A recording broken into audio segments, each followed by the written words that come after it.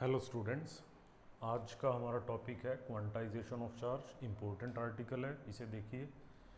Quantization का Hindi meaning है टुकड़ों में। यहाँ पर ये कंसेप्ट कहता है the existence of charge in discrete lumps में, ग्रेन्स में, पैकेट्स में। यानी चार्ज जो किसी बॉडी पर बिल्डअप होता है या पाया जाता है वो टुकड़ों में, छोटे छोटे ग्रेन्यूल्स में, दानों में और पैकेट्स में पाया जाता है, rather then in A continuous amount. Continuous amount में नहीं मिलता, इसी को हमने क्या नाम दिया है? क्वांटाइजेशन।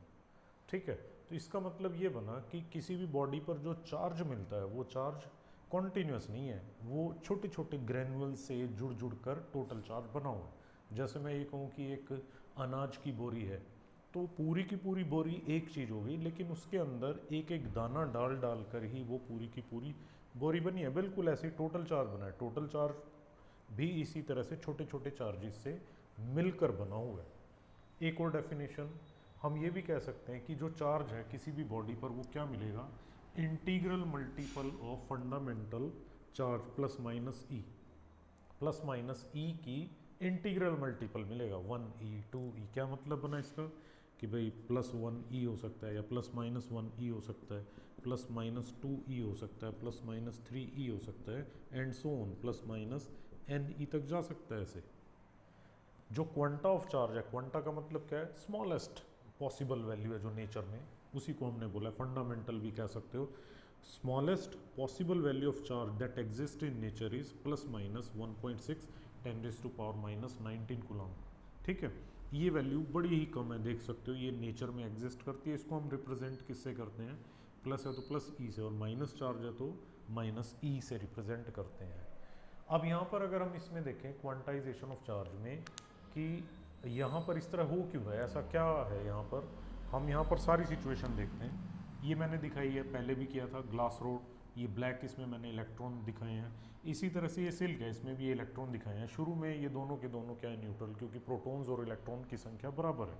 अब सपोज करो रबिंग होती है इनकी, रबिंग के बाद यहाँ पर चार्ज ट्रांसफ़र होना शुरू हुआ, एक इलेक्ट्रॉन यहाँ पर ट्रांसफ़र हो गया।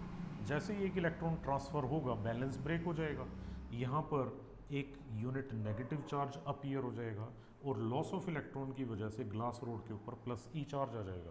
तो मैं यहाँ लिख सकता हूँ कि जो ग्लास के ऊपर चार्ज आया और जो सिल्क के ऊपर चार्ज आया, यानी कि ग्लास के ऊपर मैं अगर चार्ज लिखता हूँ तो पहला क्या आया? ग्लास पर +e या +1.6 10⁻⁻19 कूलम। और मैं अगर इसी तरह से सिल्क पर लिखूं तो सिल्क पर चार्ज क्या आया? सिल्क पर -e यानी -1.6 10⁻⁻19 कूलम। अगर क्या हुआ? एक इलेक्ट्रॉन ट्रांसफ़र हुआ। ठीक है, इसी तरह से सपोज करो एक और किसी एटम में से इलेक्ट्रॉन ट्रांसफ़र हुआ, एक यूनिट और पॉजिटिव चार्ज, एक यूनिट और नेगेटिव चार्ज। यहाँ पर फिर जो सेकंड पॉसिबल जो ग्लास के ऊपर चार्ज बना +2e, या फिर इसको हम 2 से मल्टीप्लाई करेंगे, +3.2 10⁻⁻19 कूलम। यहाँ पर इसी तरह से -2e -1.6 10⁻⁻19 कूलम। ये अब कितना हो जाएगा? 3.2। इसी तरह से जब थर्ड इलेक्ट्रॉन ट्रांसफ़र होगा किसी एटम से, -e +e, यानी कि अब जो नेक्स्ट पॉसिबल वैल्यू क्या बनेगी? +3e और 4.8 10⁻⁻19 कूलम। इसी तरह से यहाँ जो बनेगी -3e -4.8 10⁻⁻19 कूलम। ये इसी तरह से चलता रहेगा, इसी तरह से चलता रहेगा। और ये यहाँ पर क्या चला जाएगा?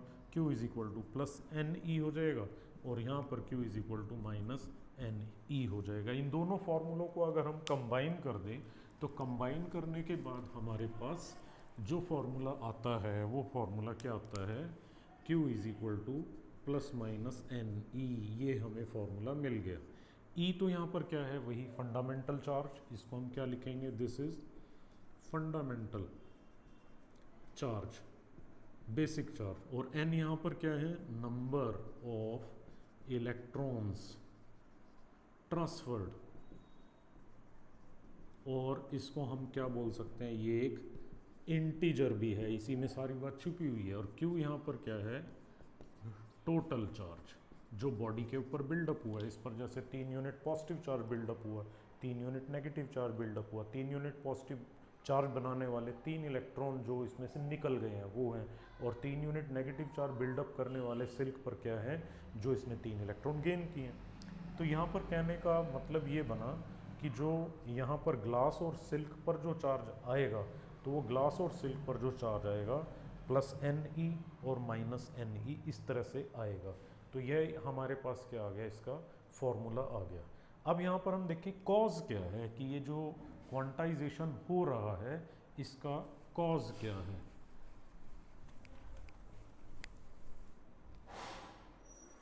Cause of quantization, cause of quantization, quantization का कॉज साफ दिखाई दे रहा है इस डायग्राम में। ये देखो एक इलेक्ट्रॉन यहाँ पर ट्रांसफ़र हुआ, एक इलेक्ट्रॉन। सपोज ऐसा हुआ होता कि भाई यहाँ पर आधा इलेक्ट्रॉन, मान लो यहाँ पर मैं इसको इलेक्ट्रॉन को थोड़ा सा ऐसे बड़ा करके दिखाता हूँ, और ऐसी सिचुएशन हो जाती है आधा इलेक्ट्रॉन तो यहीं रह गया और आधा इलेक्ट्रॉन यहाँ पर आ गया। अगर ऐसा होता कि हाफ इलेक्ट्रॉन यहाँ रह जाए, हाफ यहाँ ट्रांसफ़र हो जाए, फिर ये यहाँ पर +3e थोड़ी आएगा, फिर तो यहाँ पर क्या आएगा, यहाँ पर 2.5 हो जाएगा, +2.5 ऑफ E, यहाँ पर भी कितना हो जाएगा, -2.5 ऑफ E। तो यहाँ पर देखो जो मैंने वैल्यू लिखी थी कि जो +E है, +2E है और +3E है, इसके बीच की जो पॉसिबल वैल्यू जो मैंने अभी बात की +2.5 ऑफ E तब पॉसिबल है जब यहाँ पर एक इलेक्ट्रॉन ऐसे कर ले कि भाई मैं आधा यहीं रहूँगा और आधा यहाँ ट्रांसफ़र होऊंगा। ऐसा हो ही नहीं सकता कि भाई आधा इलेक्ट्रॉन रह जाए और आधा इलेक्ट्रॉन ट्रांसफ़र हो जाए। यहाँ पर हमेशा क्या होगा, या तो इलेक्ट्रॉन ट्रांसफ़र होगा या फिर इलेक्ट्रॉन ट्रांसफ़र नहीं होगा। तो इलेक्ट्रॉन जब ट्रांसफ़र होगा तो यहाँ पर +3e या -3e, इलेक्ट्रॉन अगर नहीं ट्रांसफ़र होगा तो फिर ये +2e और ये -2e, इस वैल्यू के आने का सवाल ही नहीं है। इसका मतलब कारण क्या बना यहाँ पर, ओनली होल नंबर ऑफ या integral numbers of electrons transfer from one body to another, कि भाई होल नंबर है या फ्रैक्शनल नहीं है कि 2 इलेक्ट्रॉन या 2 पॉइंट या आधा इलेक्ट्रॉन चला गया या 1.5 इलेक्ट्रॉन चला गया। जैसे मान लो मैं आपसे पूछता हूँ आपकी क्लास में कितने स्टूडेंट्स हैं, आपने कहा कि हमारी क्लास में 30 स्टूडेंट है, ठीक है 30, एक चला गया तो यहाँ पर क्या होगा 29, एक चला गया तो क्या होगा 29, एक और कोई नया एडमिशन हो गया तो क्या हुआ 31। क्या किसी सूरत में कोई ये बताए कि नहीं जी हमारे स्कूल में तो 29.4 स्टूडेंट्स हैं? नहीं हो सकता। ऐसा थोड़ी है कि भाई जो 0.6 पोर्शन है बच्चे का वो कैंटीन में गया और 0.4 पोर्शन यहाँ रह गया, नहीं हो सकता। या तो स्टूडेंट जाएगा या फिर स्टूडेंट नहीं जाएगा। तो यहाँ भी वही बात है, या तो इलेक्ट्रॉन पूरा ट्रांसफ़र होगा या फिर वो ट्रांसफ़र नहीं होगा। तो इसलिए हम क्या कहेंगे, कॉज ऑफ क्वांटाइजेशन क्या बना कि सिर्फ और सिर्फ होल नंबर यानी कि पूरा का पूरा इलेक्ट्रॉन ट्रांसफ़र होता है।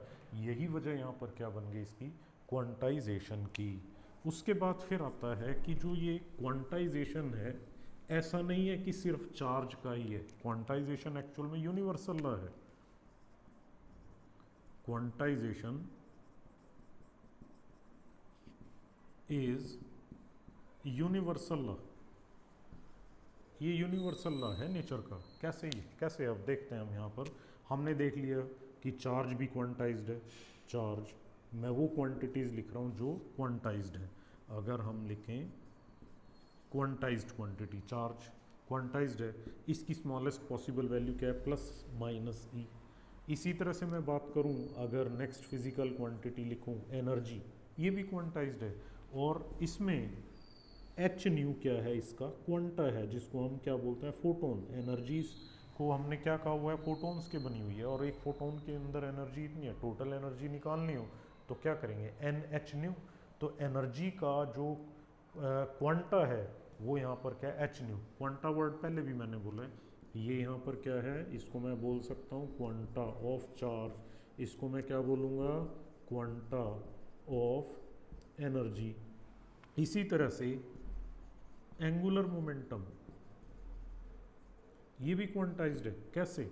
इसका जो स्मॉलेस्ट पॉसिबल जो एंगुलर मोमेंटम है जो नेचर में मिलता है वो h/2 है, smallest possible value of angular momentum. Hydrogen atom के अंदर देखें तो एक ही इलेक्ट्रॉन जो फर्स्ट ऑर्बिट में घूमता है उसका एंगुलर मोमेंटम h/2 है, और ये स्मॉलेस्ट पॉसिबल एंगुलर मोमेंटम है। सभी एटम्स का जो एंगुलर मोमेंटम अगर हम डिफरेंट ऑर्बिट्स में देखें तो यहाँ पर क्या आ जाएगा, NH/2।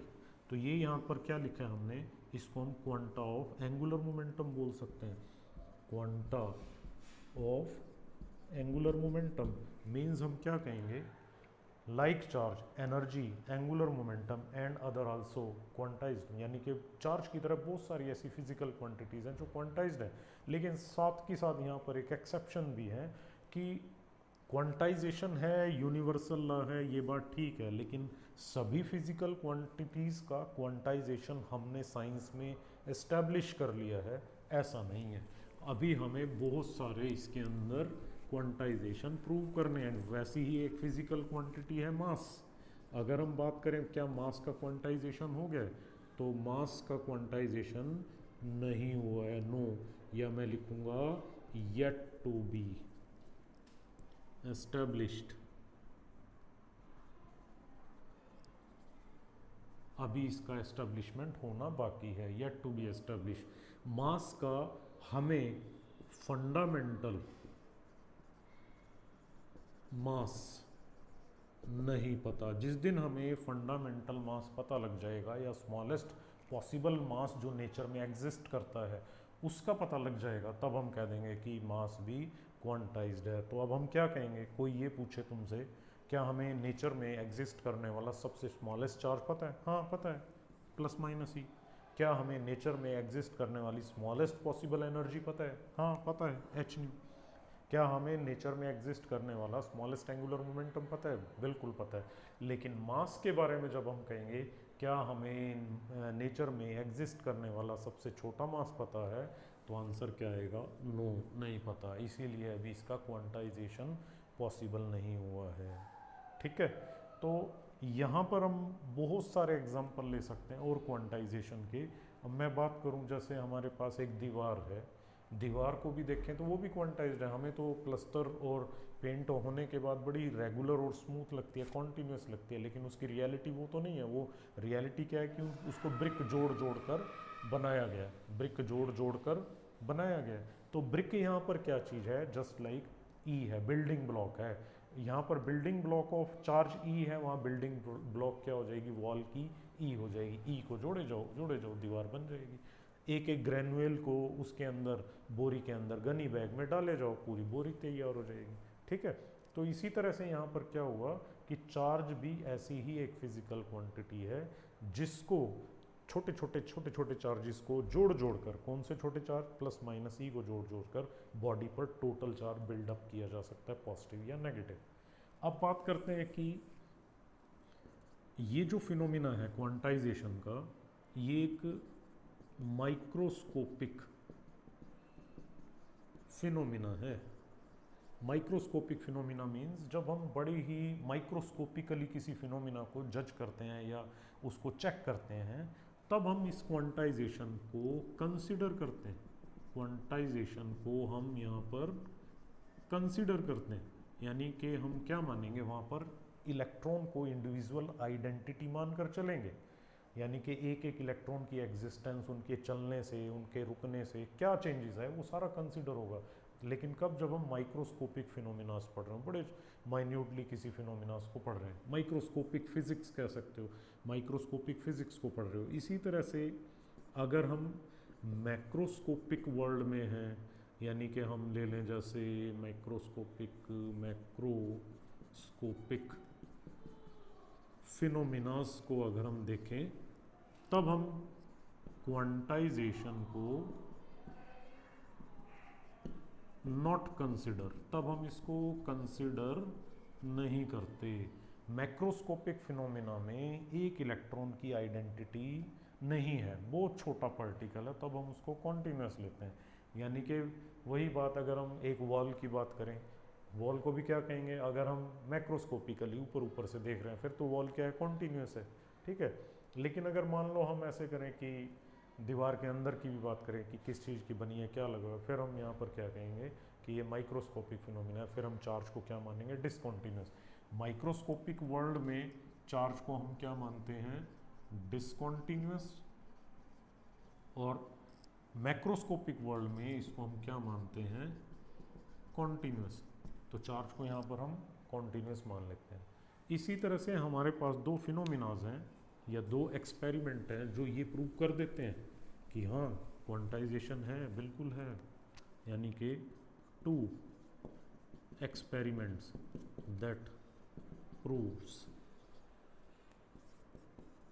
Quantization of charge. Charge का क्वांटाइजेशन प्रूव करने वाले दो एक्सपेरिमेंट, दोनों हम केमिस्ट्री में पढ़ चुके हैं। One is Faraday laws of electrolysis.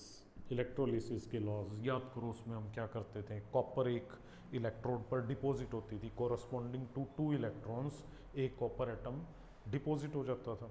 तो दो के बदले में एक, यानी कि दो यहाँ पर आइडेंटिटी आ रही है कि हाँ दो के बदले में एक हो रहा है।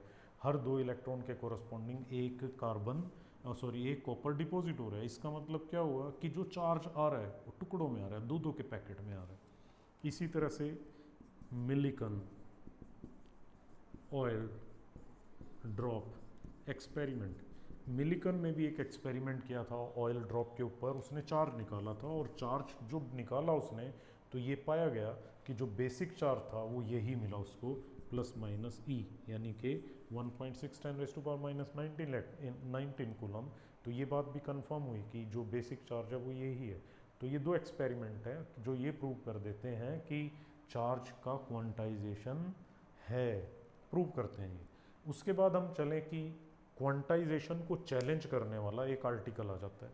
वो क्या है, देखो, क्वांटाइजेशन को चैलेंज करने वाला एक आर्टिकल आ जाता है। वो हमारे पास है एग्जिस्टेंस ऑफ क्वार्क। नेचर में अब क्या मिलते हैं हमें, फर्दर स्टडीज से ये पता चलता है कि क्वार्क पार्टिकल एग्जिस्ट करते हैं। बहुत तरह के क्वार्क पार्टिकल्स हैं।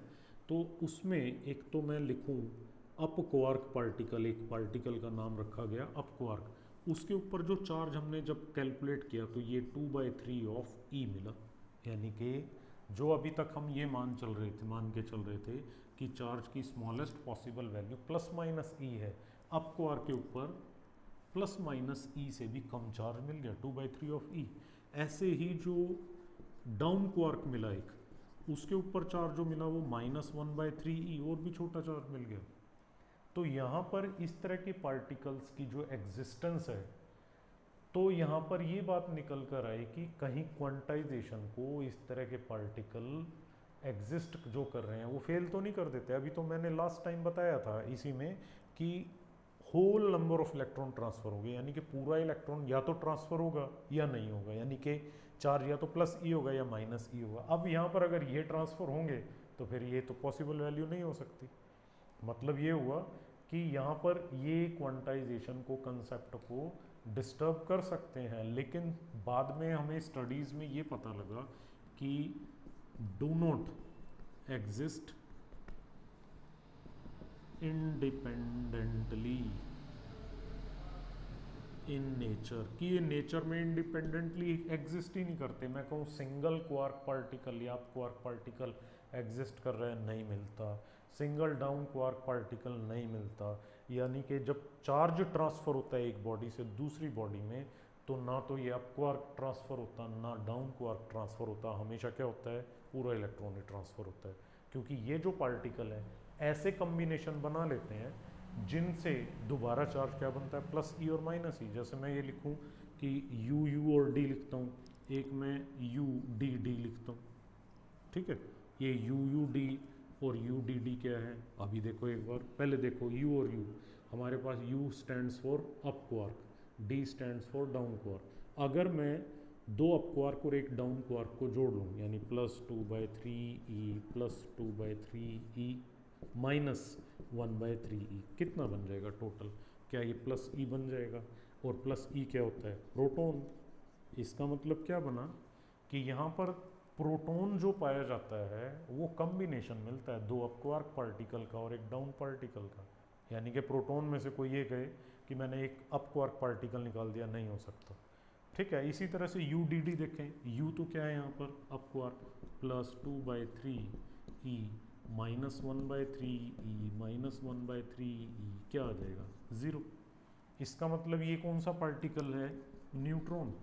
तो न्यूट्रॉन के अंदर भी तुम देख सकते हो क्वार्क पार्टिकल प्रेजेंट है, लेकिन ये फिर भी क्या है, अपनी जो चार्ज की करेक्टरिस्टिक्स है उसको शो नहीं करता, उसके पास क्या है? 0। तो मतलब मेरे कहने का क्या हुआ कि जो हमारे फंडामेंटल पार्टिकल्स हैं, प्रोटॉन है, न्यूट्रॉन है, स्टडीज़ बताती हैं they are further subdivided and their particle जो उनको बनाने वाले कॉन्स्टिट्यूएंट पार्टिकल हैं, they are again smallest particle, up quark, down quark. इसी तरह से न्यूट्रॉन में अप क्वार्क और 2 डाउन क्वार्क। लेकिन यहाँ पर फिर मैं कह रहा हूँ कि क्वांटाइजेशन के कंसेप्ट को ये चैलेंज नहीं करते, क्वांटाइजेशन यूनिवर्सल लॉ है। यहाँ पर सिर्फ क्या होगा, ये जो चार्जेस हैं नेचर में सिंगल एग्जिस्ट नहीं करते, कॉम्बिनेशन में एग्जिस्ट करते हैं, इस तरह के कॉम्बिनेशन में। ठीक है, तो इंडिपेंडेंटली एग्जिस्ट ही नहीं करते, इसलिए हम क्या कहेंगे, जो क्वार्क की एग्जिस्टेंस जो नेचर में, वो भी क्वांटाइजेशन के कंसेप्ट को चैलेंज नहीं करते या फेल नहीं करते। यानी कि existence of quark do not challenge the concept of quantization, यानी कि उसको गलत नहीं ठहराते या ठहरा ही नहीं सकते।